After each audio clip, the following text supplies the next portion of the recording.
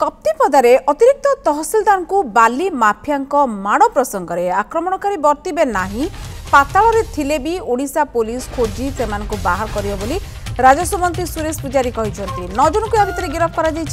मयूरभंज 6 जन को जमशेदपुर 2 जन को पुरी 2 जन को गिरफ्त कर सारी राज्य तथा राज्य बाहर पुलिस आक्रमणकारी को खोजुची केही बर्तबे नहीं समस्ते आईन जाल में पड़े या सहित षड्यंत्रकारी पाखक पहुंचा पुलिस को निर्देश दि जाएगी। सारा राज्यर बाली माफिया को चेतावनी देइछंती राजस्व मंत्री। आपण मान को मु कहितिली जे जो माने एडिशनल तहसीलदार ऊपर आक्रमण करिसंती केही बर्तिबे नहीं पाताल रे थिले मध्य ओडिशा पुलिस खोजिकरी आनिबो से क्रम रे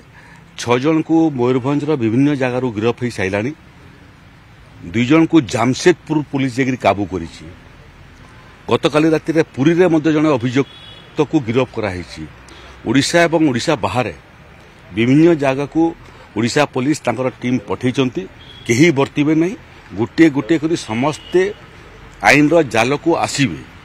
एवं जो माने उपस्थित नथिले किंतु पछरे षड्यंत्र करिथिले से पर्यंत पहुंचा पुलिस प्रशासन को मु परामर्श देइछि तेणु जो माने पछरे थिले प्रच्छद पटरे एवं षड्यंत्र करिथिले से माने मध्य बर्तिबे नहीं एवं ये संदेश सारा राज्य को जो माने बाली माफिया चोरी करछंती ये संदेश से माने पाइबा कथा जे सरकारंकर संपत्ति चोरी करिवो तुमर स्थान जेल रे ही लिखा है।